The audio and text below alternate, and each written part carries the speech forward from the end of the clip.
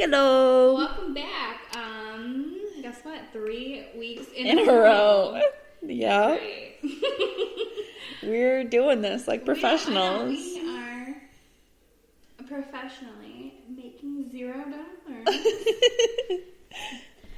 But welcome back to part 2 of the Lacerta files. This one, I assume, is going to be much shorter than last week. Last week's episode, like, when we were just recording, like, before I edited, it was almost 3 hours. Yeah. But this one's only 19 questions this time, but, like I said, they could just be very long answers because it's just very descriptive. And, still, if you guys have any questions, stories, like comments about the Lacerta stuff or whatever, like, let us know. Yeah, or if you hear anything in there that you're like, oh, wait, I got this great input to, like, that would be like really interjection. Cool because, like I said, it could always be something we could come back to. For sure. And then, like, the following week and be like, oh my gosh, this person made this connection and, like, oh my god, this makes so much sense. Yeah, exactly, because we can always miss stuff. And I mean, like, I feel like we were really on the same page last week, though. And even when you would say things that I would, like, when you would say, like, oh my gosh, that makes so much sense. Yeah. So, it's just, it's just interesting. And, like, I feel like that's kind of interesting because, like, I feel like we kind of have a similar thought process. Yeah. Especially in a topic like that. Because, like, you're not very familiar with, like, the alien stuff. And, like, no. I'm not necessarily, like, familiar. I wouldn't call myself, like, an expert by any means, but I'm interested. Yeah, for sure. Yes. So, you heard right. That is Lacerta Part 2 this week. Just because it is so long. Oh, my gosh. My God. Like I said, it was, like, 3 hours. Yeah, and I feel like the longer we got into the interview, the lengthier the responses were. They were so in-depth. And I do apologize again, just because of the wording. When I was editing originally, like, editing as in, like, going through the document, I didn't think to make, grammatical error changes. In my head, I was thinking more along the lines of, this is how she would speak. Yeah. So I was just under the impression that it was going to be... It would flow. It would flow a little better than what it did, but... Yeah. I think the real problem was just, like, we would start reading it, and then it, like, our brain would be like, no, that's not how that goes. Yeah, I think that... But it also was by somebody who didn't really speak English. Oh, for sure, yeah. And I was going to, like, go back and edit this one, but then I was like, I feel like that's not fair to, like, you. Because, like, I'm going to have to read Lacerta this week. So I'm like, that'd be shitty, but... no, I wouldn't mind.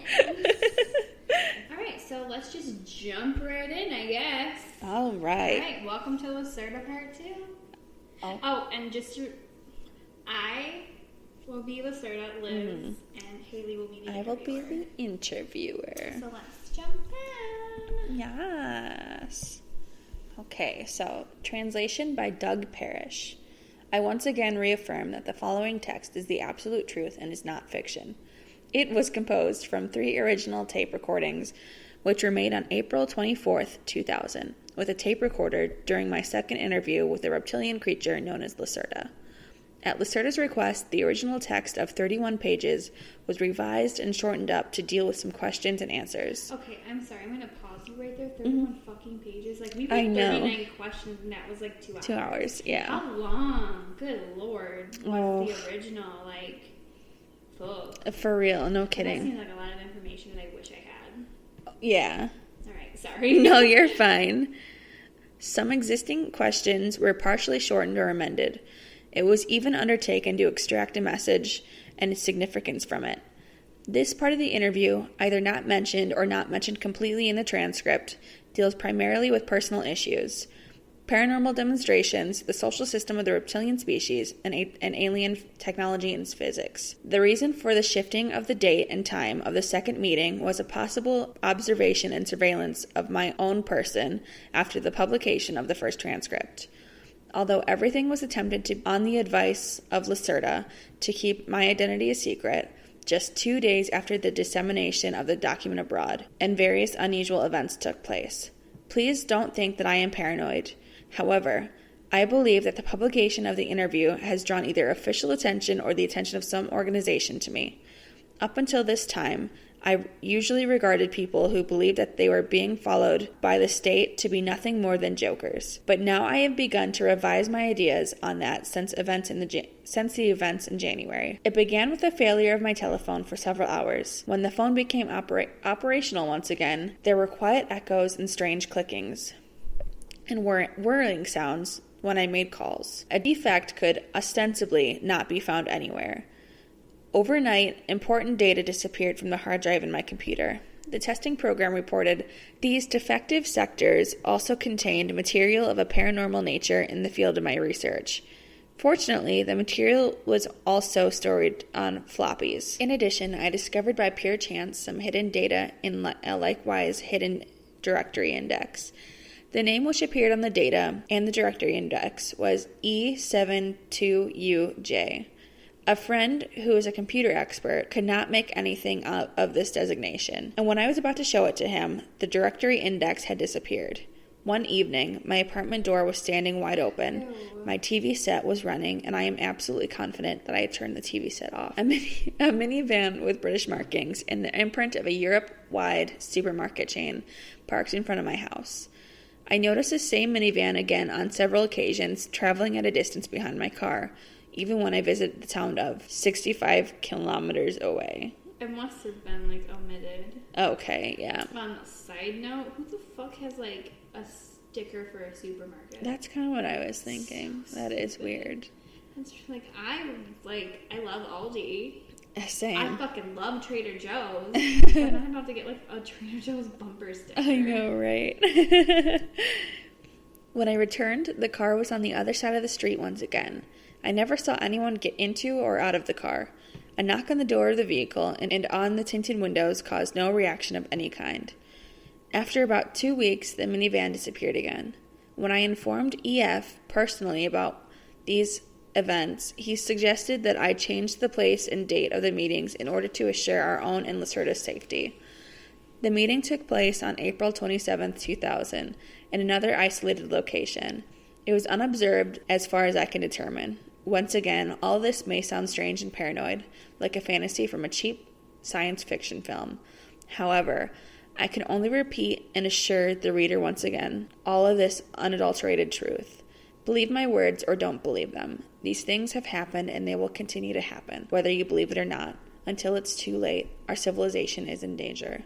Okay, I just gotta say, like, the fact that they had to, like, worry about Lacerta's safety when she's, like, trying to help, you know what I mean? That's fucked up. I just don't understand. And, like, realistically, though, what she could do, she could just be, like, a woman, like, and just remain a woman, like, to these people, like. Yeah, that's and then true. They're just gonna look like a fucking dick. Uh-huh. Because she's like, I'm just a lady. Leave me alone.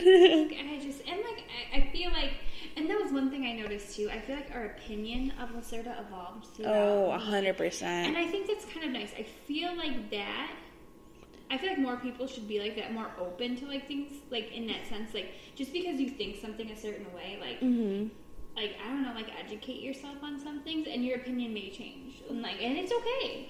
Well, definitely. But I do think that is totally human nature to, like, because we automatically thought that, like, she was evil. Yeah, because she wasn't a person. Yeah, exactly. And I feel like that's one of the main reasons why the thought of aliens scared me, because I'm afraid of human reaction towards it. Yeah, you know what I mean? Like, starting a full-out fucking war. Oh, absolutely. There's a lot of, like, I mean, nothing, it's still scary. Oh, for sure. It's still scary. But I think it helps that we have at least one race that is, like, looking out for our best intention. Yeah. I don't know, just reassuring, because, like I said, our opinion did evolve about, like, in the beginning, we were both like, fuck this bitch. Mm-hmm. And then, as time went on, as we were like, oh. Yeah, we realized were very wrong. That, yes, definitely. So, I will be the first person to admit that shit, you know. For sure, yeah. Okay, so, April 27th, 2000. Comment by Ole K. The meeting began with an appraisal of diverse questions and opinions which I had gotten from the readers of the first transcript in anonymous fashion, through distribution from my trustworthy friends. Some of these opinions, altogether, there were over 14 pages of paper. contained comments shaped by everything from a radically religious to a fanatical tendency to welcome contact with the reptilian species.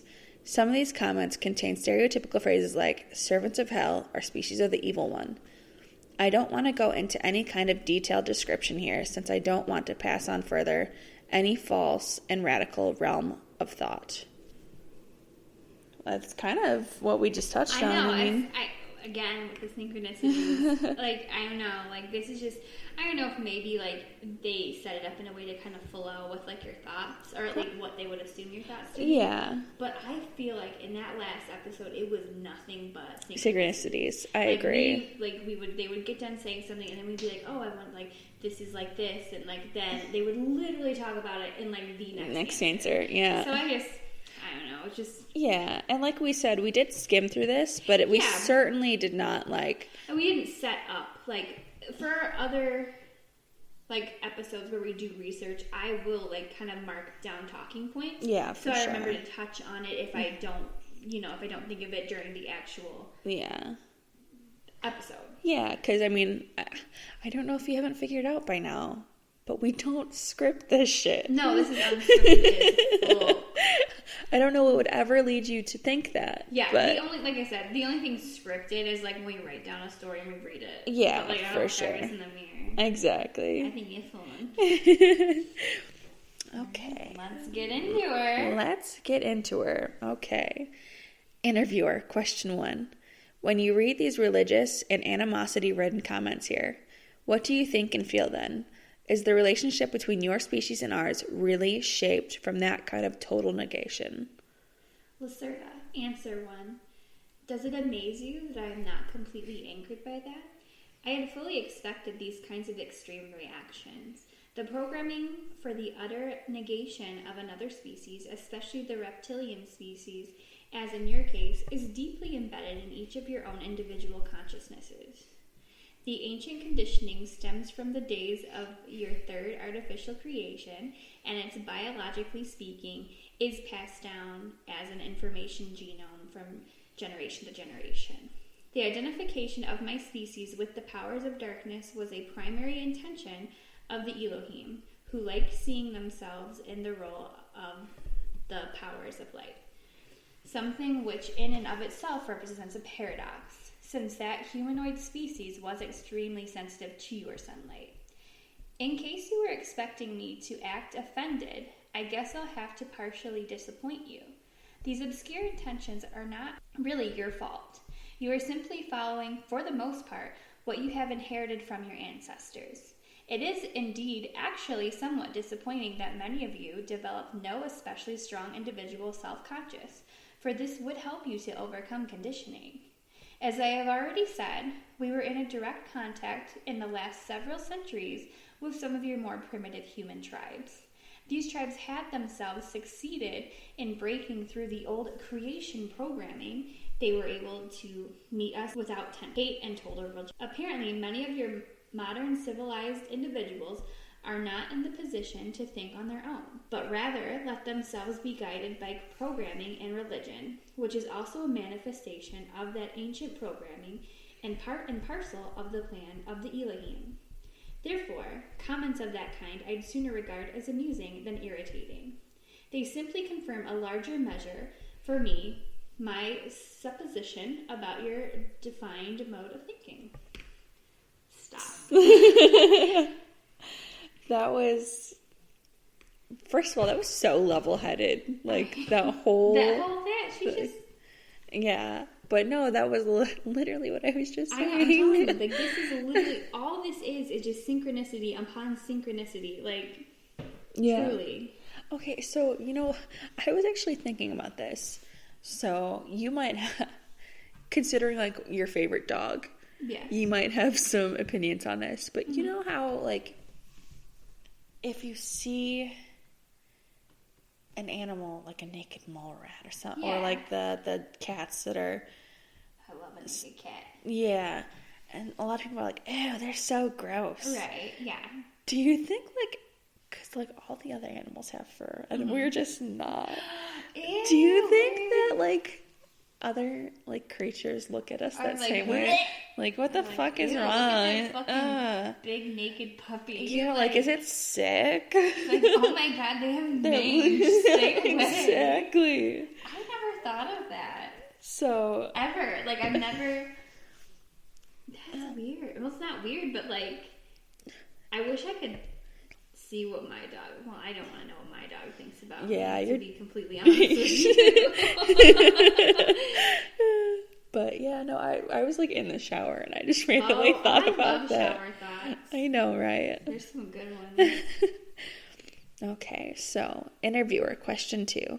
Therefore, you are not the species of the evil one, as was remarked earlier. Lacerta, answer 2. How am I supposed to answer that? Your people still think according to a simple and completely inappropriate scheme of generalizations. Simply put, there are absolutely no purely evil species. There exists in every terrestrial and extraterrestrial species alike, both good and evil individuals. It's even true of your own people, but there is no such thing as an absolutely evil species. This concept is really very primitive. Your people have believed from time immemorial what you foreseen for you to believe by your creators. Every well-known species, even the more highly developed ones, consists of a greater number of individuals. At least a portion of the consciousness is individual, even though there are connecting fields of consciousness. These self-sufficient spirits are able to decide freely for themselves a lifestyle which is either good or evil, according to your own human standards. It depends again on the respective point of view. Your people are not necessarily in a position to judge whether the deeds of a much highly developed species are good or evil, because you stand at a lower observation point from which an assessment is not possible. Your simple words, good and evil, are in any case examples of a tendency towards generalization. In my language, there are many concepts for the various shades of meaning of individual behaviors in comparison to the norms of a society. Even those extraterrestrial species which are inclined to act with antagonism towards you are not species of the evil one, even though they operate negatively with respect to your own race. They do this for their own reason and do not regard themselves as evil.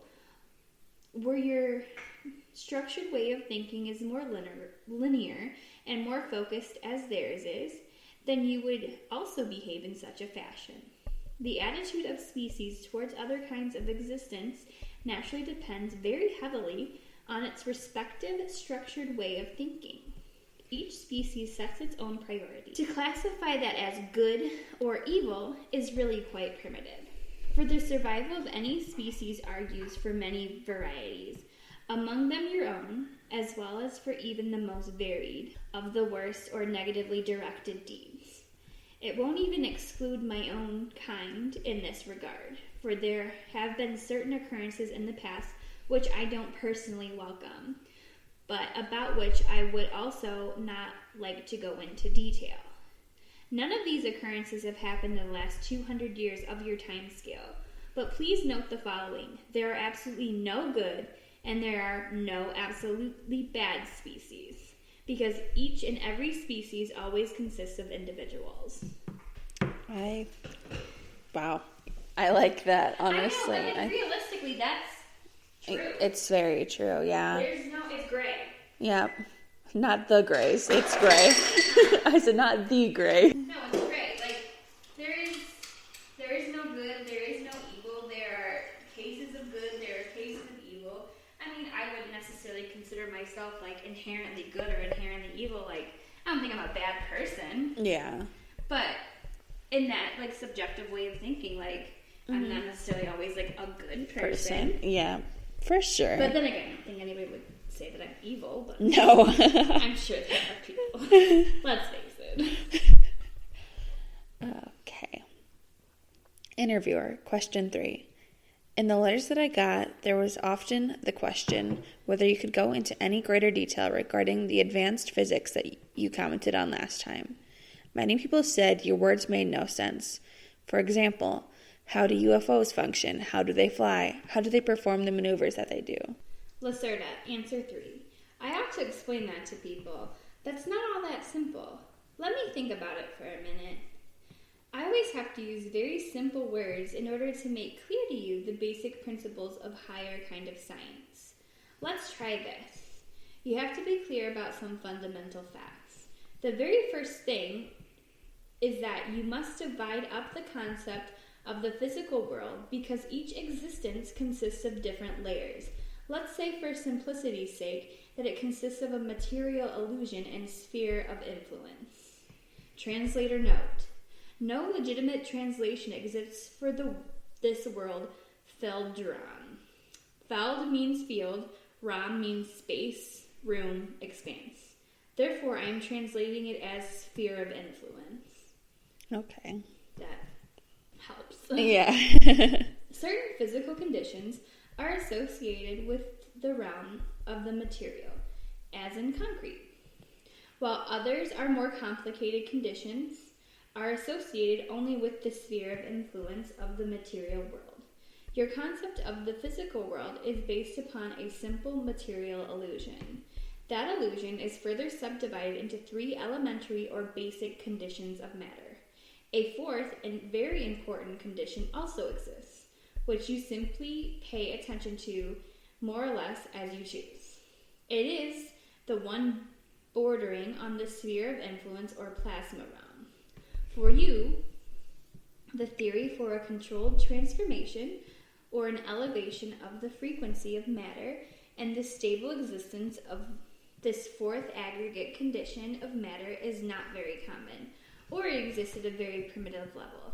As an aside, there are simply 5 states of matter, but the post-plasma state would really be going too far, and it would only serve to confuse you. Besides, it is not necessary for an understanding of the basic theory. It is connection with the diverse phenomena which you now characterize as paranormal. Oh. Okay. Now back to the essentials. Plasma, now with plasma, I don't mean just hot gas, as the concept is generally simplified by your people, but rather I mean a higher aggregate condition of matter. The plasma state of matter is a special form of matter which lies between its real existence and the sphere of influence. That is a complete loss of mass and pure accretion of energy from various form whenever matter is pushed or shoved. Note, no explanation was given for the word pushed, shoved, as used in this concept. Your guess is as good as mine. The fourth state of matter is very important for certain physical conditions, which can be used, for example, to, how should I express this to you? Generate anti-gravity. This is a rather strange human word and not really correct, but you ought to understand it better this way. Essentially, in the world of real physics, there are no bipolar forces, but rather observer-dependent reflective behavior of a single large, unified force at different levels. With anti-gravity, or the displacement of gravitational characteristics into levels, one can, for example, cause this apparently solid matter to levitate. This method is employed partially by us and extraterrestrials, as well as a means of propulsion for their UFOs. You people are moving on a really primitive level towards a similar principle for your secret military projects. But since you have more or less stolen this technology, and it was later falsely passed on to you intentionally by the extraterrestrials, you lack the real physical understanding. As a result, you have to struggle with problems of instability and radiation with your UFOs. According to my information, there have been a great number of deaths of your people because of intense radiation and field disturbances. Don't you agree that this is also an example of the business regarding the question of good and evil? You people play with the unknown forces and thereby accept the death of colleagues of your own kind, for they are dying for a greater cause, namely for the advancement of your technology, which as a result is being put into place once again for the purpose of war, i.e., negative pursuits. Now one can give you the benefit of the doubt that only the least number of your kind have any knowledge about these alien projects, which are, as you explain it, top secret. It was told to you that the higher the ordinal or ranking number of the basic matter, the simpler the heightening of the condition, but that is only partially correct. If you can't circumvent these powers, then you're better off not attempting it. But your kind has always been ignorant and has from time immemorial tried to play around with these forces, which you have not even understood. Why would that ever change? You remember the business of copper fusion? By means of the fluctuation at the right angle with the induced radiation field, copper is fused with other elements. The illusion of matter is fused. The fields in the sphere of influence overlap each other, but the main force would be reflected by that process and would assume a quasi-bipolar character. The resulting connection and the field would therefore not be stable in the normal condition of matter and unsuitable for tests. As a result, the entire field spectrum is shifted into a higher plasma-like condition, whereby the spectrum comes together with this harsh shifting to the opposite pole side. The word is not correct. Of the force field, and it resembles quite closely a gravitational shift. The shifting causes a tilting of the repulsing quasi-bipolar force, which no longer flows to the interior of the force field, but rather flows partially to the exterior of the force field. The result is an interstratifying reflective force field, which is very difficult to modulate within certain technical boundaries in relation to its own characteristics. It can also carry out a multiplicity of tasks, as for example, causing massive flying objects to be levitated and maneuvered. It can also exert a camouflage function in the realm of electromagnetic radiation, as well as manipulate temporal sequences of events, indeed, only to very limited extent, and other things as well. Are you familiar with your quantum tunnel effect? I sure am. Shit, I learned that in kindergarten. Even the amplitude equalizations among genuine matter can be achieved with one of those kinds of fields if the frequency and distance from the plane of the field are high enough. Unfortunately, the whole thing that I have explained to you in your words has come out to be rather primitive, I'm afraid. It sounds rather strange and certainly impossible for your comprehension, but perhaps this simple explanation can be of some use to you in helping you understand. But then again, maybe not. I didn't fucking get it. I certainly had no fucking clue what she was saying. I was reading it. I was like, I know some of these words. I know all these words separately. Okay, and sorry. I just want to put some perspective on that lengthy ass shit. Mm-hmm. I have a master's degree. I can't explain jack shit to that extent. No. Nothing. Not even my specialization. My specialization. I can't.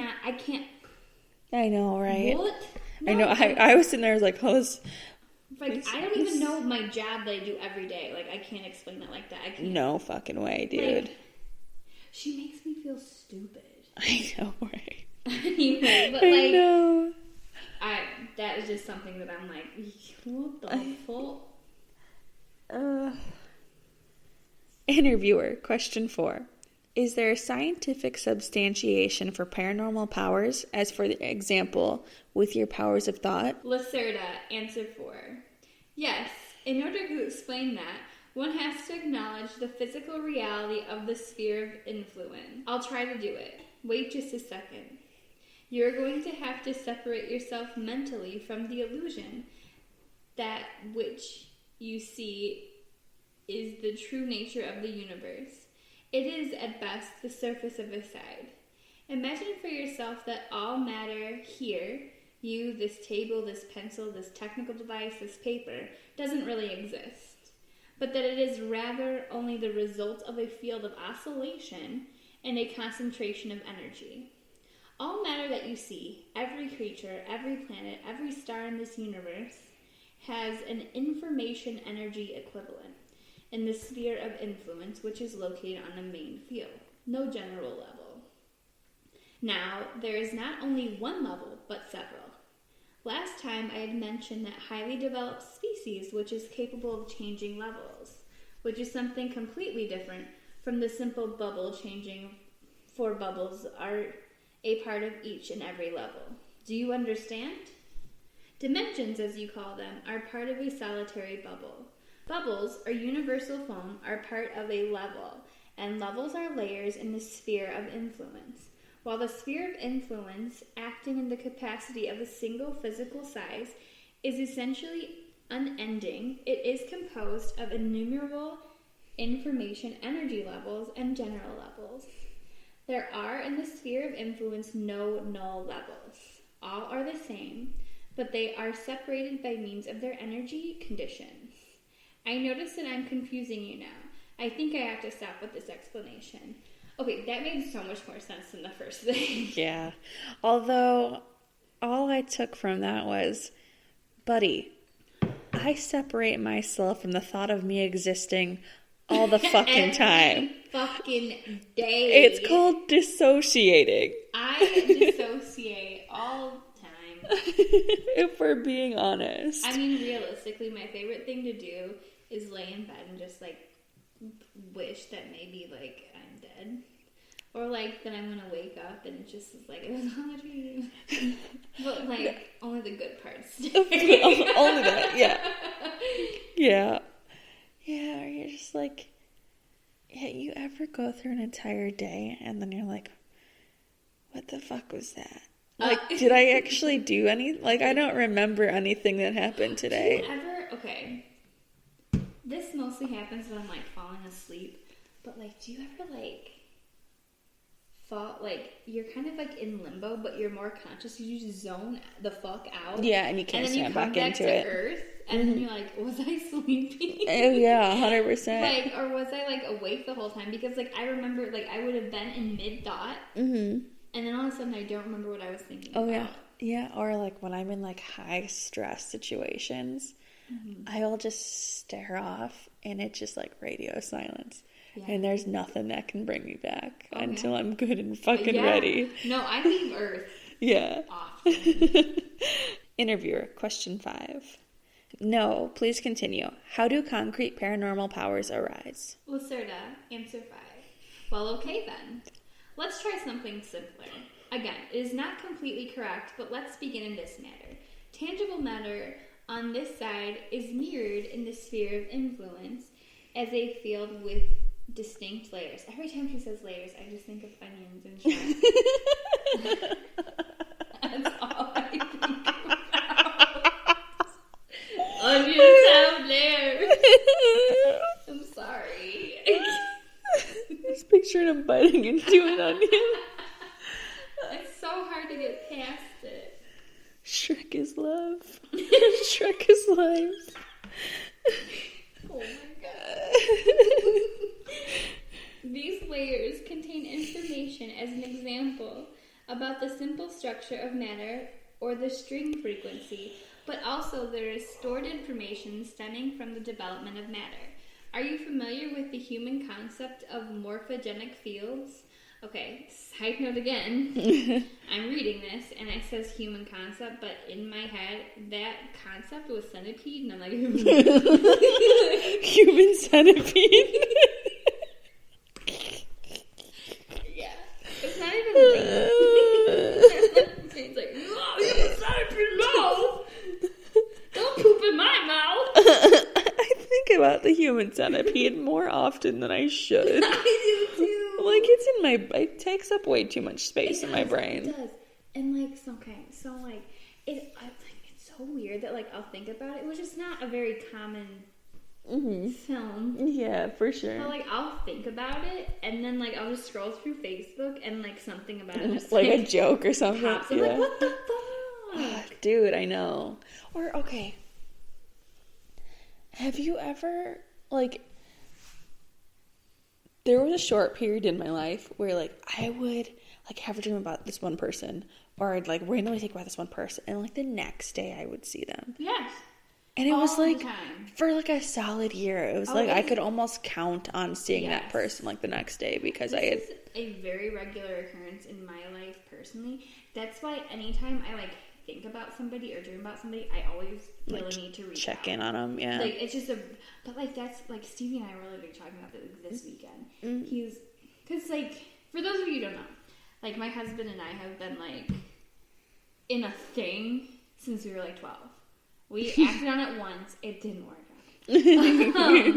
So I basically told him to go kick rocks, and I did not speak to him for 7 years. Yeah. But when we reconnected and, like, we started talking again, like, you know, my feelings, like, the instant I heard his voice, I was like, well, shit. The fuck. You know, it was one of those things. And, like, we'd text each other, but then, like, we'd go through periods where, like, you know, we just don't really talk as much just because of life. And I swear to God, every time I would think about him, I would go to pick up my phone. I would receive a text as I would be texting him. And, like, he'd say the same thing. He'd be like, anytime I would think about you, he's like, I would go to, like, contact you, and you would already text me. He's like, but he's like, I don't know if this was just, like, a connection thing, or if it was one of those things where it was, like, I just thought about you all the time. So when I got that, like, when I wanted to text you and you texted me, it was like... Yeah, that's true. I never really put it in that kind of perspective. I mean, like, I thought about you a lot, but I wouldn't say I thought about you every day. And, like, it's just, I just specifically remember times when I was like, oh, shit, I haven't talked to Stevie in, like, a week. Let me send him a text. Like, just to kind of check in, and there would be one there. Yeah. It's just the weird... For sure, yeah. I think that's just one of those reasons why I do feel the need to reach out to people whenever I do have thoughts about them. Yeah, for sure. Okay, I'm trying to figure out where we're at. Okay, human centipede. Are you familiar with the human concept of morphogenic fields? One part of the layer could be designated as such. Now there is another intermediary layer for which you unfortunately have no concept, since the theory is not common in human thinking. It's called paralayer. For this layer, mainly responsible for everything which you call PSI and normal... I heard that as pussy slayer. Paralayer, pussy slayer. I'm just really uncomfortable sitting like that, so I'm like leaning back. This is paraplegic. Sometimes, like, I think about, like, if we ever, like, do become, like, if someone's, like, discover this, like, which episode's the one that's gonna get us canceled? You know what I mean? Like I'm like, oh, yeah, that comment, that would definitely get us canceled. Oh, no, that one. Literally everything that comes out of our mouth. But, like, realistically, like, cancel us. People will still listen. True. Realistically, nobody listens. We'll still listen. We'll still keep running our fucking mouths. Yeah, nobody listens now. We do this every week. So. I know, right? Just for shits and giggles. One part of the layer could be designated as such. Now, there is still another intermediary level for which you unfortunately have no human concept, since the theory is not common in human thinking. Let's call it a paralayer. For this layer is mainly responsible for everything which you call PSI and paranormal, which lives outside the boundaries of your primitive science. This paralayer lies between the layers of matter and the morphogenic layers of the field in the sphere of influence. It can actively integrate with both. Your body, for example, is mirrored as a field in the sphere of influence. That doesn't mean that it does not exist here as well, as flesh, blood, bones, in the form of matter that strings or atoms, but not only that. Existence is always a duality. Some layers of the field contain simple information about the solid matter of your body and its frequencies, while other layers contain information about your spirit, your consciousness, or speaking from a human religious point of view, your soul. Awareness or consciousness in this case is a simple energy matrix divided into different layers of your field in the sphere of influence. Nothing more, nothing less. Genuine awareness can also exist here on the matter side, but only in the form of post-plasma, the fifth form of matter. With the necessary physical knowledge of the corresponding technology, the consciousness awareness matrix, or soul, can be separated from its field of rest. It can, despite its removal, continue to exist in self-sufficient manner for a certain amount of time. That it has a strange occult name of soul robbing. But above all, we're talking about science here, not about dark magic or forces. Comment by OAK. The soul robbing was mentioned in one of the radical, religiously motivated comments in the connection with the reptilian species. Back to your question. Creatures with more powerful mental powers can have a direct influence on the para layer by means of their consciousness awareness fields. Now, this layer is not limited to the individual, but rather is part of a general information layer. You could call it, in a prosaic sense, the community soul that is connected with all animate and inanimate matter and all consciousness which exists on this main level. The biological cause for these abilities lies on the side of matter, by the way, in the pituitary gland, which is always in the position to generate the frequencies to actively control the sphere of influence. Even you people could theoretically do this. However, you are solidly blocked in these things. As I have said, the paralayer can interact with the mind as well as with matter. For example, if I decide to use my mental powers once more in order to move this pencil, then simply said, I can imagine in my mind how my consciousness awareness expands, amplifies itself on the matter side of the form of post-plasma to the pencil. In the sphere of influence, this causes simultaneously an automatic command from the consciousness awareness layer to the para layer to interact with the matter layer of the pencil. Since the paralayer is not confined to the body, it is not even a problem that the pencil lies over there. I can unerringly reach it even without moving my matter body. Post-plasma on this side, paralayer on the other. I have control over this pencil, and the interactions bring the matter field of the pencil to the point where it changes in matter, which moves, for example. Comment by OAK. I certify that the pencil mentioned above abruptly at the very moment jumped into the air at a height of 20 centimeters, then fell back to the surface of the table. The sound is clearly heard on the recording tape. No one visibly had touched that pencil. Ooh, interesting. So, I was really thinking about, when you have only heard someone's voice for so long, and then you finally see what they look like. Yeah. I wonder, it makes me wonder what Lacerta's voice sounds like. Yeah. Because you normally a voice matches a face. Absolutely. For the most part. Absolutely. And when it's not, it's very jarring. Yeah. So I think, I don't know, I read a lot, so I can but I don't picture her as a person. I picture her almost as a lizard in a dress whenever I read this. Yeah, I agree. I don't. Or I wonder if she takes on a more human, feminine voice while speaking also. Yeah. But I feel because she's in her reptilian form, I think it would be more masking. Yeah. Less masking. Less masking, yeah. So I feel she would have a more reptilian dialect and accent, for lack of a better term. I don't really know how you describe that, but I would imagine that reptilians while they're speaking English just fine. I feel I imagine them having some sort of accent. Well, of course, because their language is so much different than ours. That's any.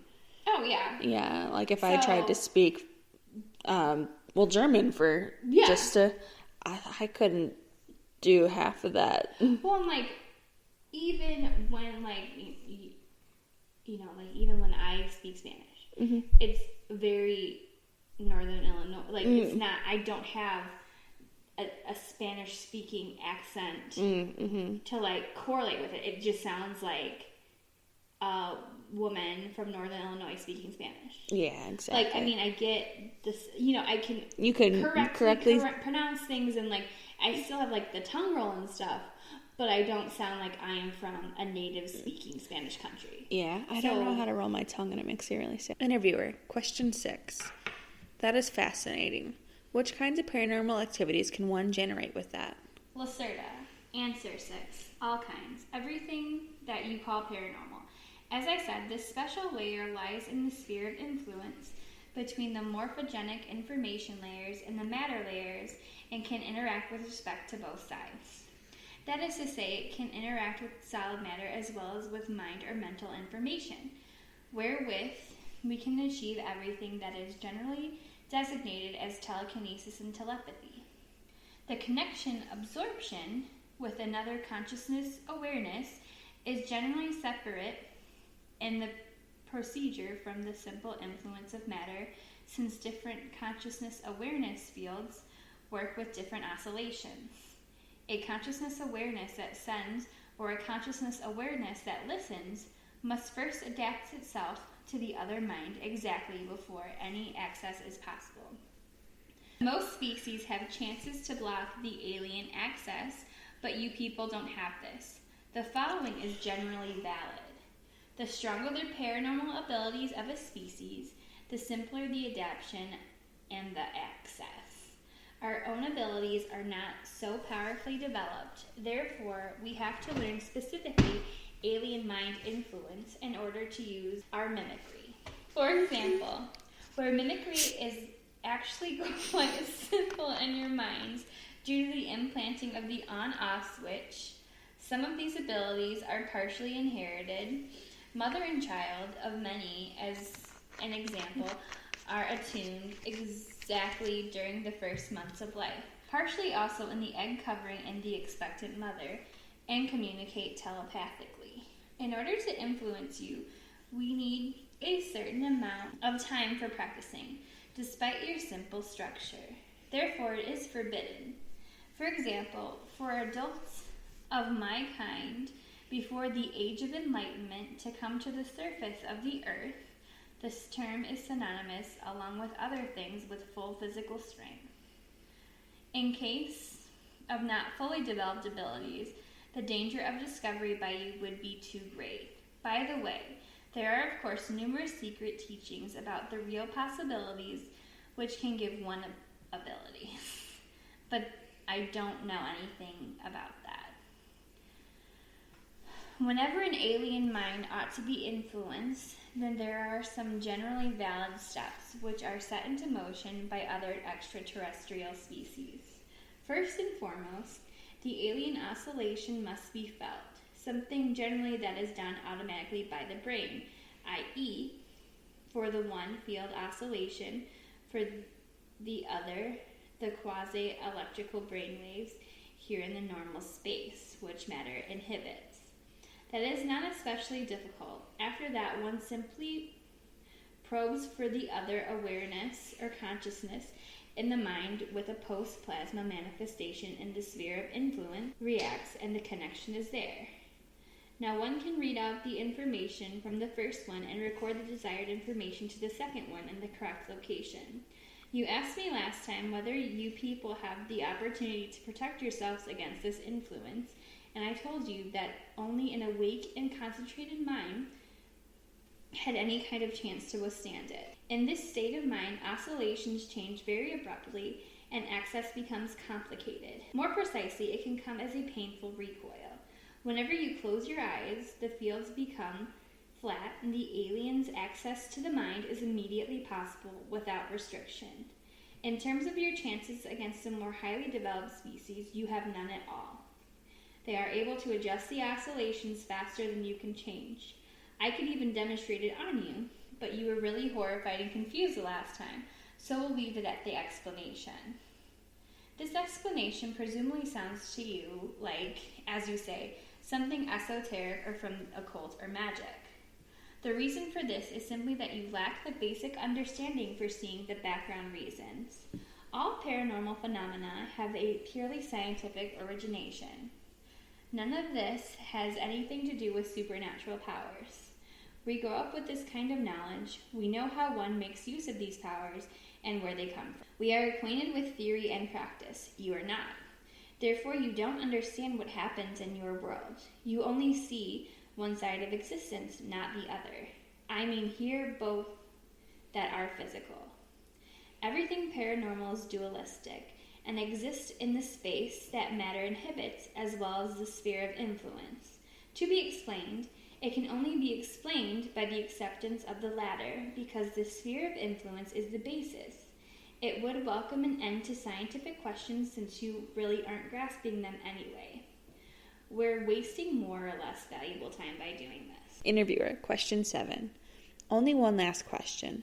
At our first meeting in December, you made it quite clear that you didn't want to discuss scientific and paranormal concerns. Why the openness now? Lacerta, answer 7. The last time I saw really no necessity in overburdening you with facts of that kind, and now you are obviously overburdened. Therefore, I had preferred only to mention these topics in a peripheral sense. Apparently, however, some of my performances today have set you to thinking about your world, something that can't all be bad. By the way, your human scientists tend to regard my comments as humbug, and this so I see no great danger in spreading this information widely. No one will pay much attention to it. By the way, the words of people who have characterized me as a creature of evil have their basis in the belief of the occult powers and magic, both of which do not exist. There is no magic, only highly developed science, and everything that you label as magic is only a part of science. If you would only comprehend that, then you would be a step ahead of your development. My openness on this issue ends here. Pose other questions, please. Interviewer, question 8. Good. Let's talk about UFOs. Can you explain to me how our governments came into possession of UFO material to the point that they could start their own projects? Did it have anything to do with the Roswell incident? Lacerta, answer 8. Yes, but that incident was not the first one. I'm no historian. I'm studying only your current behavior, so my knowledge about those events in your history is presumably not very extensive. I will try to explain to you what I know about these things, which happened at that time. Let me think about it for a second. In the years 1946 to 1953, in your time scale, there were 5 cases where extraterrestrial ships crashed to the surface of Earth. In that crash, which you call Roswell, there was not only 1 alien ship involved, but 2 that crashed after a collision in different parts of the land in the West, the one you call USA. You have to know that ships of this particular species can remain levitating in the air for a particular period of time, even though they are damaged. That accounts for the spatial difference in their crash locations. These were indeed not the first crashes, the second and third. Another ship had crashed in 1946, but it was destroyed beyond usability. One thing first before the explanation. It certainly sounds ridiculous to you that such a highly developed extraterrestrial ship simply crashed, and that a relatively large number did so in a relatively short amount of time. The explanation for that is likewise more than strange, but is correct. It does not lie in the ship's drive itself, but rather in the direction of the field of your planet. These species that we are discussing, and it was always in this time period that this species used a disc-shaped craft, used propulsion system which ran according to the normal principle of fusion, to be sure, but one at that time employed more than unconventional method for field alignment. This method had various advantages, but also disadvantages. The repelling field must of course lie in the absolute correct angle to the surface of the Earth. This species used an alignment technology in their ships with which the field locks into place all points of Earth's magnetic field. Now at the time, this species had just arrived on Earth, and their point of origin lay on a planet with more stable magnetic field, for which they had developed and aligned their drive. The magnetic field of the Earth is not really all that stable. It is just subject to cyclical variations in form, fields, eddies, under favorable conditions. Whenever a ship with one of those kinds of drives gets into a field fluctuation or into an eddy that is too strong, then for a short time the repelling field can no longer align itself correctly and the ship glides uncontrolled on its flight path. The drive is operating correctly, to be sure, but the field fluctuates in all directions, and because of that, the ship can crash. In this case from 1947, which you addressed, it is my understanding that one of the ships got caught in a fluctuation. Its field linked up unintentionally with that of its squadron leader, and it collided with another ship, whereby both of them were heavily damaged. The cause for the magnetic fluctuation at the time was probably an electrical disturbance brought about by a weather event. Both ships crashed as a result. One of them fell near the collision point, the other 100 of your kilometers or so distance. All occupants were killed in the impact. The thin hull structure of that kind of disc craft is in and of itself not very stable, since those discs have not been designed for crashes as well as for flight in a field where exterior forces are at work. Now, your human military collected the individual pieces at first until they discovered the whole ships with dead creatures aboard. Immediately, they classified everything as top secret and brought them to their military bases in order to analyze the drive. The secret endeavor was to set the alien technology in place greater against evil enemies of the great country. That is as primitive as it is ridiculous.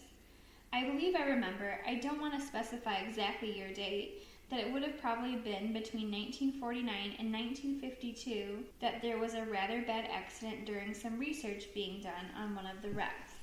According to what I heard, what members of my species were told to by members of that government, it resulted in an unintentional activation of one of the drive components in the unshielded condition. As a result, for a very short time period, how should I phrase this? There was an unchecked shift in the environment to the plasma-like condition, which on the other hand, through a very, very unfortunate accident, caused an overturning of the general power field into a magnetic pulse of immense power. Do you have any idea what kind of effect a plasma magnetic jolt has when it comes into contact with an organism? No, how should you? Of course you don't. Disturbance in the structure of the field and bioelectric feedback. Imagine, if you will, a human body which is engulfed in bright flames 3 or 4 of your days. Those flames apparently do not go out, and they burn the body right down to its last constituents. Well, then you have an approximate impression of what happened. I think that 20 or 30 of your scientists were killed in that lab. 2 further crashes occurred in 1950 and 1953 in the water catchment area of the American continent. Those ships were able to recover from the crashes relatively intact. The one in 1953, as I remember, even had an intact drive core. It was by means of the device that you saw for the first time that you had understood the entire concept fully and correctly, and that you had reconstructed it fully and correctly. Even today, you still don't have it right. That species which had built the ships in the first place, a species which I, by the way, count among those who are unfriendly towards you, was naturally worried about the investigation of your own technology by your kind. They did not want, however, at that early point in time, to begin direct conflict with you, and so they chose the diplomatic path and came to contact with the government during the 1960s. Of course, they did not divulge the real reason for their being here, copper, hydrogen, air, but rather they pretended to be curious researchers and offered to show people the functioning principle of the ships, whereby they would expect in return some favors. Simple-minded as you were, you of course agreed to it, and you were deceived. You gave them raw materials, you gave them secure locations for their bases, you gave them access to your most secret defense data, you gave them access to your DNA, and much more. All of just to quench your greed for power and information. The alien species, of course, quickly noticed that they were dealing with simple-minded creatures, and they gave you false and inferior information about their technologies so that they could receive much more out of the collaboration than your kind do. For example, they give you information that the drive can only be constructed with unstable elements of higher ranking number, but they withheld the information that the field drive can be constructed with various modifications to work as well with stable elements of a lower periodic number, and generally that's the way it's done. Through these half-truths, they made you dependent on the synthesization of high-numbered elements and thereby renewed by their own technology. Their clues to the construction of your UFOs were laid out in such a way that the solution to old problems caused new problems to arise simultaneously. They never told you the complete truth, but always built it in again and again clever lies, which later led to technical problems and your dependence on them. In the last years of your 1970s and early 1980s, it finally came down to various events between the alien species and the human government. I don't want to go into detail here since there is much that even I am not exactly sure of. The whole thing lay in context with some new, or better said, the old technical problems with your own self-constructed ships whose camouflage and drive partially failed to function in test flights in the open. Because of that, the function of your secret was threatened. Your military and your politicians very slowly, came to the conclusion after more than 20 years of this that they had been deceived by that alien species. Multitudinous incongruities and the overstepping of bounds of treaties by both sides finally led to an altercation between you and the extraterrestrial, which culminated in the lift-off of 3 of the alien aerial objects through a special, EMP, electromagnetic pole weapon, and a military skirmish at one of their underground installations.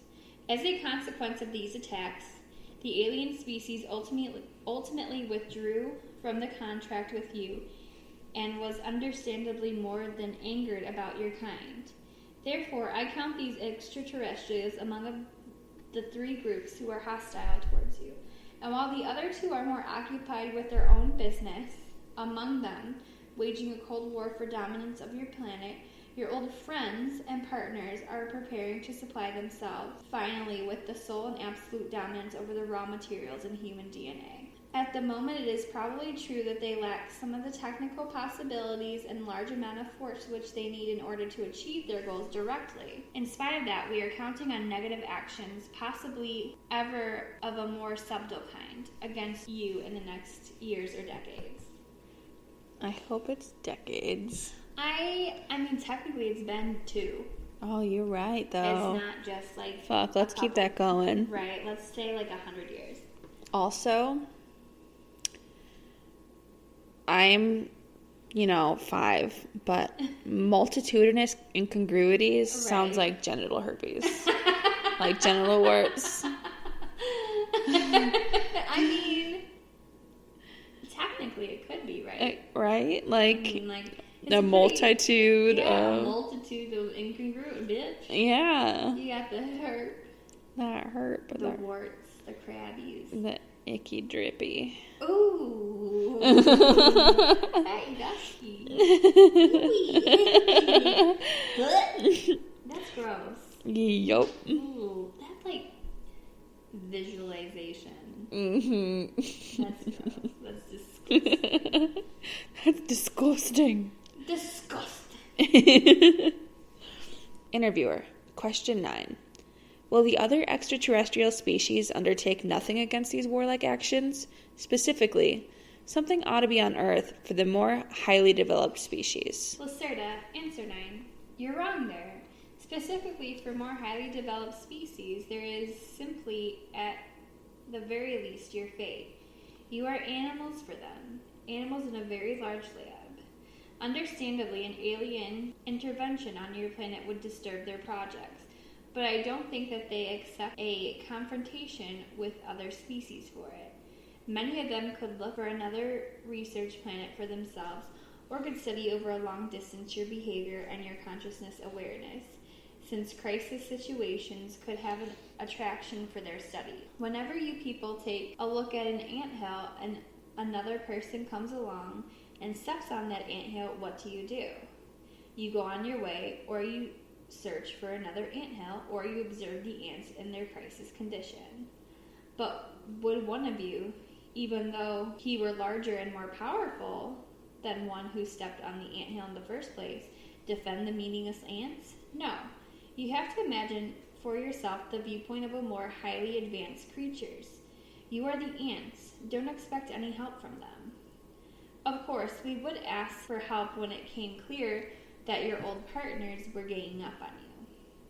Some members of that human government are fully aware of our existence, also partially owing to an old religious. For example, there is a gigantic, partially underground building in the capital which is totally dedicated to my species, and that also has a direct approach to an elevator shaft and to an underground system.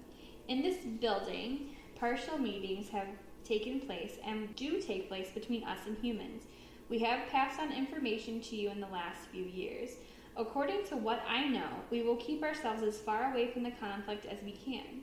You ought to learn to solve your own problems yourself, or to become intelligent enough never to create those kinds of situations. What will come and who will possibly place themselves on your side, only time will tell.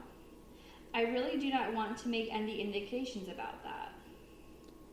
That kind of sucks. That really does. I was honestly under the impression that like we were on the same team, so to speak. Yeah. But like, I understand where she's coming from. For sure. Like, I mean, it's not like, fuck you. I hate that. That was awful. I hate that a lot. Like, stop. Oh, no. Stop it. Oh, no. Oh, no. Fuck.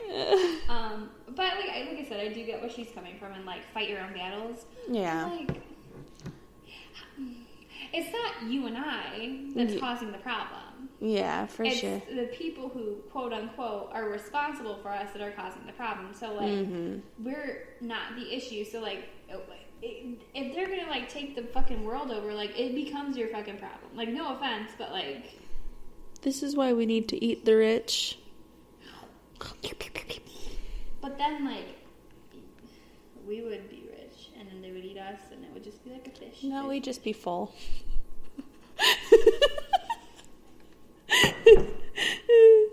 Bitch.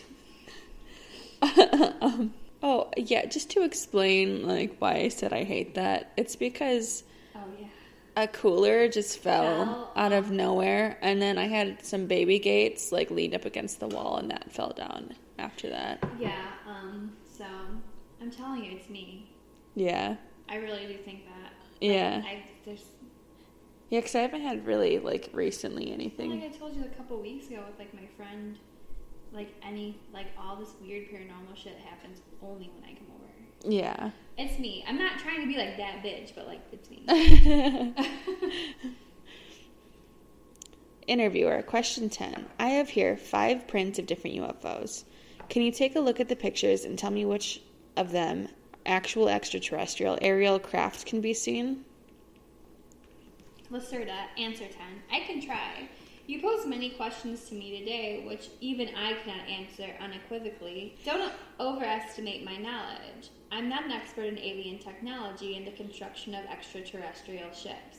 To be sure, there are mostly some technical details with peculiarities about genuine UFOs with whose help one can easily differentiate from the natural phenomena or human forgeries. You falsify sometimes the pattern of genuine ships, therefore it is not easy, simply, with absolute certainty to identify an object. I'll try it. Show me some photos.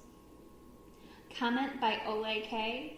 She considered the pictures respectively for only a couple of seconds and then sorted the photos 1, 3, and 5. These 3 pictures here are obvious counterfeits or erroneous identifications. In the one picture, it certainly seems to me that a real existing ship of an alien species was adapted for a small model here. It lacks important characteristics which are tied in with the technically and physically associated field. Generally speaking, a picture is all the more a fake. The clearer the outline and the colors are, because of a levitating ship is generally hidden in a shifted field condition that even distorts the colors or forms according to alignment. It might perhaps sound strange, but hazy and spectrally shifted photos are sometimes to be interpreted as an indication for the possibly authenticity. By the way, this object is floating above water. If it were a genuine ship, we would have to see it, in any case, either a trough or a swell in the surface. Since the surface is flat, it is obviously not a genuine ship. In my opinion, none of these three pictures show genuine objects in flight or UFO. Here, in this picture, I see above all no artificial object in flight. It seems much more to deal with only a light reflex in your simple optical cameras. You really ought to be intelligent enough not to fall for a mix-up like that. When your general public chases counterfeits and frauds for a long time, then they will presumably discover too late what is really going on in front of them in their atmosphere. This one seems to be genuine, or at least displays the necessary characteristics I would assign at first glance to an alien species to have been visiting your planet for the last 35 years or so. The object itself is metallic and disc-shaped, certainly a distortion in form and color by means of a field effect. These four white and very long processes on the underside of the ship is itself portrayed a kind of quasi-gravitational-like manipulation. An example, the universal force field is being shifted in the direction of a simulated gravity. Actually, that is not a genuine light.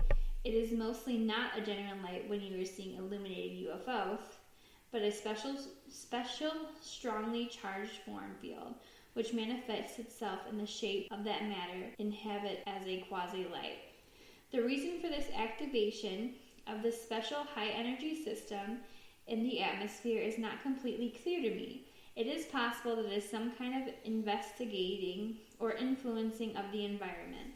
In any case, it is terribly careless of the species to allow this technology to be photographed by humans. Well, I guess the most of you just plain don't understand it, and those who do will not say anything about it to the general public. This is in fact a genuine aerial object. It is in no way extraterrestrial. Triangular aerial objects in flight are simply not used by alien species, nor in this form at least. That streamlined kind of form is a human concept. It is one of your own secret military projects that you build with the help of immature alien technology. Technology that was handed over to you by the extraterrestrials during the 1960s and 1970s. Generally, the form of the hull for a genuine extraterrestrial ship is of no consequence, for inside the field itself, there are no exterior forces that have any effect there. In general, the ship have a rounded off form and they are built without hard edges, as a disc or cylinder so that the field can flow more easily. Your projects to create that along with the alien drive field, there's also to be a conventional jet engine system. Therefore, they are always triangular and built thus with streamlining in order to be steerable with this primitive recoil principle. In the example here, the ship glides all over on its genuine field drive. Do you see the distortion and the quasi-light in the rotating cylinders? That is an unmistakable indication for the authenticity of the photo. But why, you might ask, are there 4 cylinders? That's unusual. Even the interval seems to be incorrect. The coloring is very dark, and the interior optical distortion is very noticeable. Presumably, a reconstruction of the original system by your scientists, since the alien species has just not given you any more information since the disagreement. They are rebuilding the system single-handedly without actually being able to understand what kind of dangerous things they are doing there. This construction does not make the system better, only more stable. Both of the forward cylinders are too close to each other. They will definitely flow into each other. The color shows me a powerful residual radiation. It was probably the case that high elements were used again as customary for the shifting. It is in any case very dangerous to be unshielded in the vicinity of the field. Did the person who took this photo display any kind of radiation or burn damage?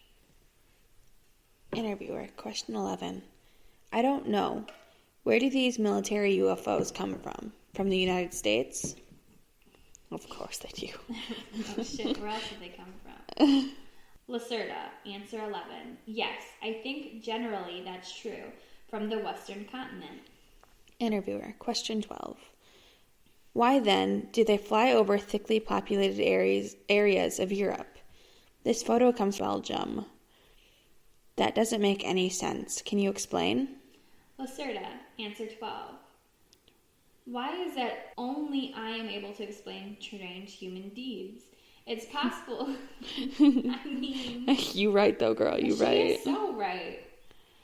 It's possible that these are long-distance tests or tests with the electromagnetic camouflage system.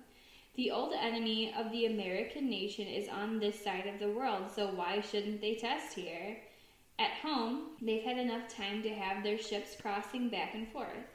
Maybe they have aroused too much observation there. With one of those kinds of unstable field structures, as your photo indicates, I consider it somewhat improbable that the ship is capable of making a flight that length over the ocean. It is possible there is a test station here on your continent. Unfortunately, I don't know anything about that. If we're being honest, like if there was a single country out there that was like going to be the demise of the human race just out of pure greed, it would be fucking America. Oh, absolutely. Absolutely. It's depressing. It really is. It's so sad. Like, you don't... And it's just weird because I feel like most people don't, like, think like that. It's just, like, the people in power. Of course, yeah. It's not even, like, a right thing or a left thing. It's it's like just anybody power. in power. Yeah. It's fucked. It really is. Interviewer, question 13. Many readers of this first transcript have posed the question how your original contact with EF came about. I already know the story from your narratives, but could you repeat it here once again for this volume and for the new transcript? Lacerta, answer 13. Of course. Now the story began about 2 years ago here in Sweden. I have been strongly interested in your species and your behavior since my youth. I had already studied your literature at this time as well as possible. Naturally, it's not easy in my homeland to come into possession of human book. But since my group or family stands in higher ranking order, I was able to gather some materials together and sometimes to speak with others of your kind who have already been in contact with you. I was really very curious about your species, and as soon as I was allowed to come to the surface, I attempted to assemble more information immediately. Above all, it was expressly forbidden for me to commence direct contact with humans because in my position at the time, there existed no necessity for doing so. It was your year 1998 when I was on my way further north of here in the remote forests in the vicinity of the entrance to my world and was looking for biological specimens, which we use in order to watch our environmental pollution and destruction of your flora and fauna statistically by your own kind. At that time, I was already on the return path to the entrance. We can orient ourselves more easily, by the way, through our senses to the Earth's magnetic field, and already in the vicinity of the large lake, when, much to my surprise, I came across a cabin in the woods. In this cabin, I sensed a human consciousness awareness. It was Yef. Actually, I had no permission for contact with another species, but by the same token, I had set in place my mimicry capability quite successful prior to this, even with larger groups of you. I had never come across a human being when I was alone. Now, let's call it primitive curiosity. I wanted to talk to the person in this cabin, and so I knocked on the door. He opened the door, and we got into a very interesting conversation. His language was not yet common at the time for me, but not at all hard to learn a new language where one can read the information and the consciousness awareness of the opposite individual. I simply told him that I came from a foreign country in the East. Of course, at the time he did not really recognize who I was. He was totally convinced that he was talking to a creature of his own kind, although it was simply only mimicry image. Since my assignment anyway had its goal as investigation of the terrain, which was to last for several days, I visited him in the span of 3 times as a human person. At first we talked mainly about really ordinary things. Later we got into religious and physical topics. He seemed to be impressed by my knowledge, and I was likewise impressed with his clear thoughts, and his, for a human being, well-displayed personality structure and his own opinions. You really like giving yourself over completely to a public opinion or conditioning as, for example, reptilian species are evil and stuff like that. I steered the conversation in this direction, and EF said something to the effect that he believed in alien species and they did not have to necessarily be evil, but perhaps only different than his kind. That pleased me. At that juncture in time, of course, I could not speak concretely with him about my knowledge because he wouldn't have believed me. He would have taken me for a human practical joker.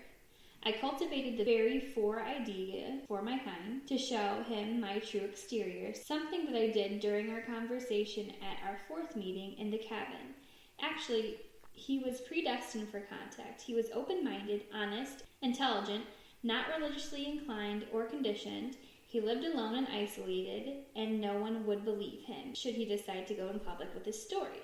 I dared to take the step, but then I had a serious doubt about the propriety of my act, especially when he reacted very violently. He got control of himself again after a time, and we could finally talk concretely about definite matters. Now he had no choice but to believe me. This was the beginning of a series of meetings which initially took place there in the woods, but later took place in his remote residence. Finally, he brought you into contact with me, and that is the reason we are now sitting here once again and talking about things which probably won't be believed out there in human society. That's really interesting. That was. I don't remember her really reading, talking about that. Really touching on that topic. Her kind of getting into that. That was. I don't know. I really enjoyed the origin of it. Mm-hmm. Yeah. I just really wonder how that whole they spoke about the thought of extraterrestrials and everything, but I wonder how she was just oh, by the way. Well, and then she said he reacted violently at first. Mm-hmm. I wonder if she kind of expected it, or if she felt almost betrayed by this person who she had built trusted, up this relationship with. For sure. It seems like they have a deeper level of understanding. Yeah. Than we do, so maybe she was well, That sounds about right. Yeah, but I'm glad that he was able to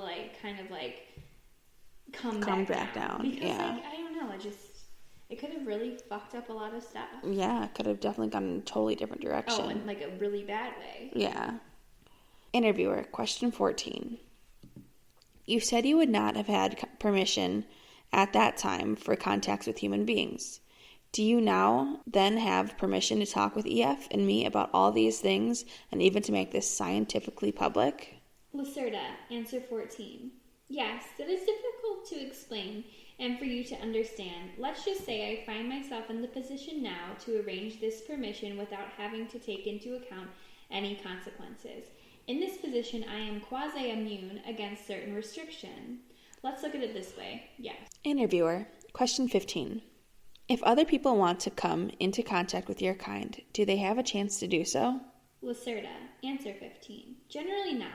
We avoid contact with you and we operate on the surface only in remote areas, and there we use the mimicry techniques in case we should meet some people.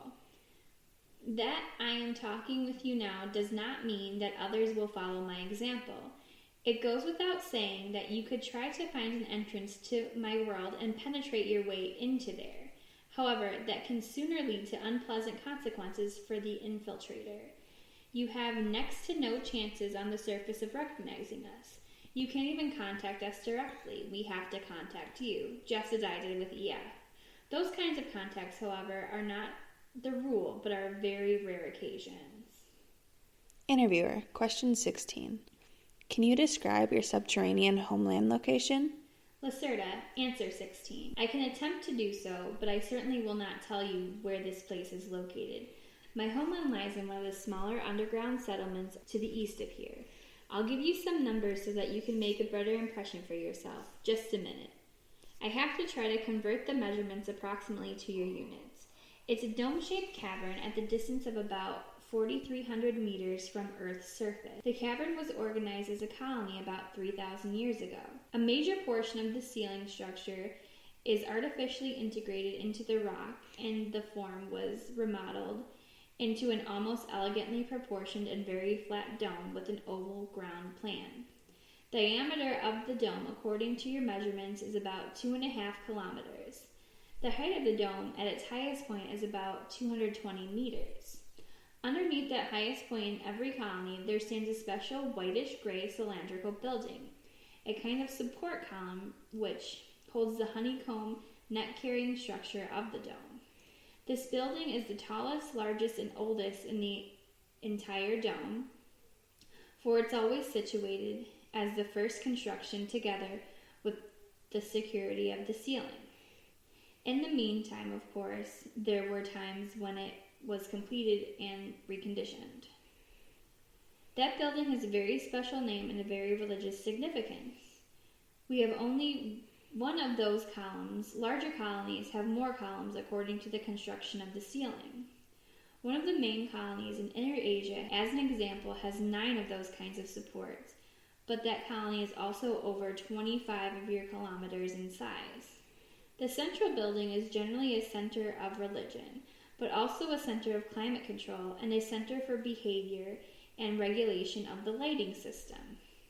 We have our location altogether 5 large artificial light sources which generate your UV lights, and it's warm through gravitational sources. The air shafts and the light systems from the surface likewise run through these columns naturally. They are very intensely controlled. By the way, we have 3 air shafts and 2 elevator systems, and even a tunnel to connect the next main colony, which lies approximately 500 kilometers to the southeast. One elevator shaft leads to a cavern near the surface, and the other leads to one of our depots for the ships. You remember the cylindrical ships.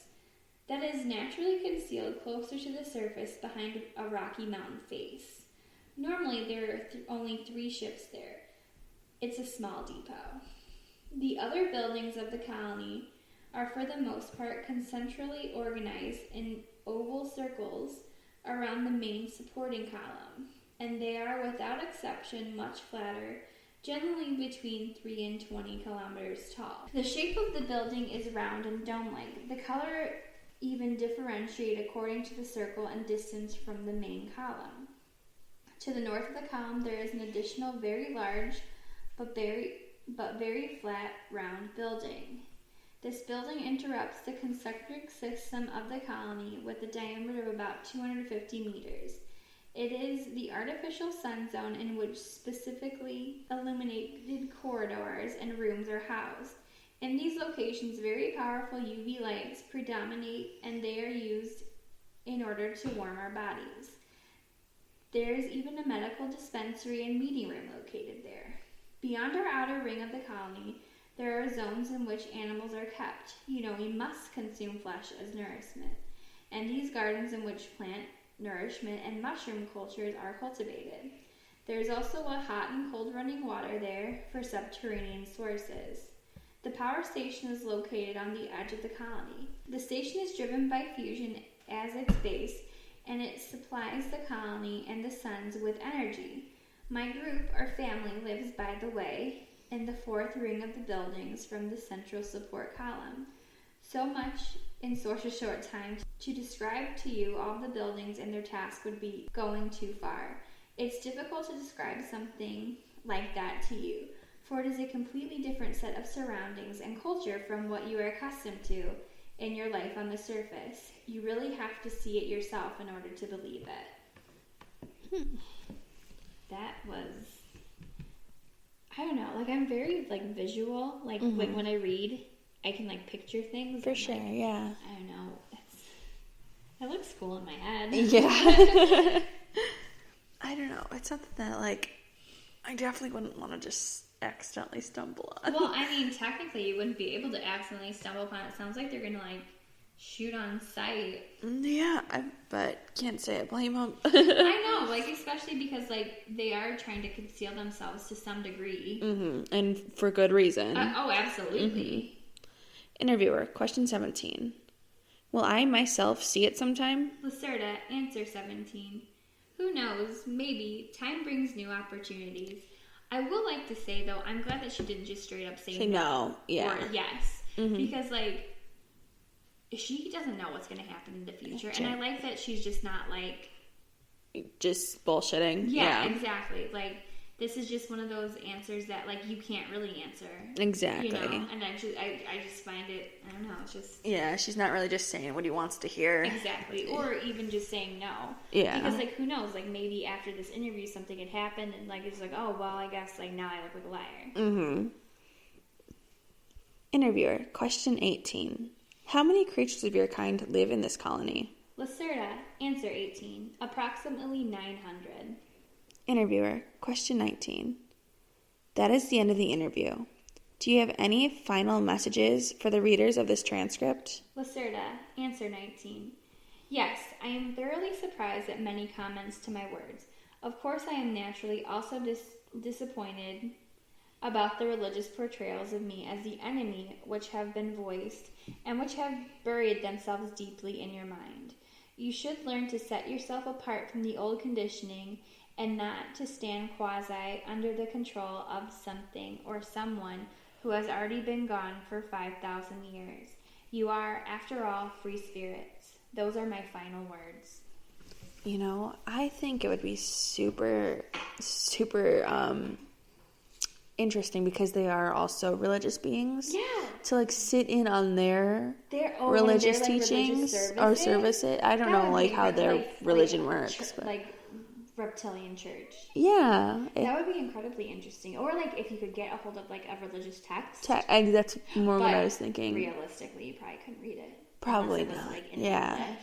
Yeah, and who knows if, like, it's, like, sacred and, like, no one else is supposed to see it. Other than, like, whatever. Mm-hmm. But like I said, I still think it's very interesting that such a complex species and such an advanced species do hold a religion. Yeah. I still find that awesome and, like, it's just not something I would expect. I honestly was thinking the same thing. And the one thing that kind of makes me sad for her is, like, all the hate that she got because she's like, oh my god, this is Satan. I know, just automatically going there. And it just sucks. But, like, I'm kind of glad that she's also a being of, like, a higher level and that she doesn't take she can separate herself from it. This isn't me. I don't know why you keep saying this.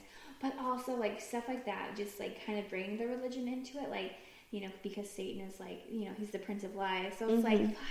Like, that's the one thing that always fucks me up about that shit. Like, the Church of Satan, their, like, principles are completely basic life. Yeah. Like, things, like, don't touch a kid. Yeah. You know, like, stuff like that. Like, I'm pretty sure that's literally and so it's like, oh my god, like, I can get down with this, but it's like, okay, well, Satan is known as, like, the prince of lies, so it's like, is this just trying to lead me into something that's gonna, like, fuck my enemy? You know what I mean? It's for sure. I think it depends on what sector of Satanism, like. Oh yeah.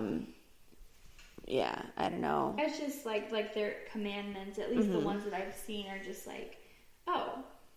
Yeah, because I don't know too much about it, but from what I know, there is, like, one certain sector of Satanism that actually does not worship Satan. Oh, yeah, it's just like it's like it's about kind of free like will. An autonomy thing. Yeah. Yeah, no, absolutely. No, I understand that too. It's just, like I said, little ties. For sure, yeah, no, I do find that really interesting, and, like, though. While I come from, like, a religious background, like, you know, I grew up going to church and stuff, like, I'm not a religious person. Personally, I don't know who listens to this, but, like, I think religion is bullshit. I still believe in God. I still believe in all that. Yeah. I pray, like, almost every night, but, like, religion is just, yeah, it ain't it, sis. Yeah, see, like, at one point in my life, I was going to church, like, 3 times a week. Yeah. I am an atheist, but, like, I would find it, you know what I mean? Like, I am very open to listening and learning about that stuff, and I would love to learn about other world religion. Yeah, but that was Lacerta part 2, so we're finally done with this. Finally, there was only 2 episodes, but they are long as hell. They felt long. We're about as long as we were in the last one already, but we also bullshitted for like 20 minutes It's before true. we actually started the episode. But so that was that. Let us know if there's any topics you want us to do. If you have any spooky shit you want to share with us, like send us an email, luridlorepodcast@gmail.com, or just DM us. For sure. Or let us know if you've had any like UFO sightings. Yeah, that's actually, I like that. Do that too. Anything paranormal. Especially like, you know, they described what UFOs looked like. Yeah, especially in the last episode, if you listened, Haley, I'm convinced now that she saw a reptilian craft based on the description, and I'm convinced that the Tic Tac and then the Navy ships were also reptilian. The cigar. Yes. For sure. So it's just interesting. So please, if you have anything, let us know. Yeah. Like I said, DM us if you know us, or text us, or call us, whatever. DM us on our socials, email us. We gave you the email, luridlorepodcast@gmail.com. Just throw it in there again. But other than that, we'll see you in the next one. Guys, 3 weeks in a row. We're so good at this. Like, look at us. We are fucking legit. We're professionals. We're totes profesh. Okay, bye. Bye.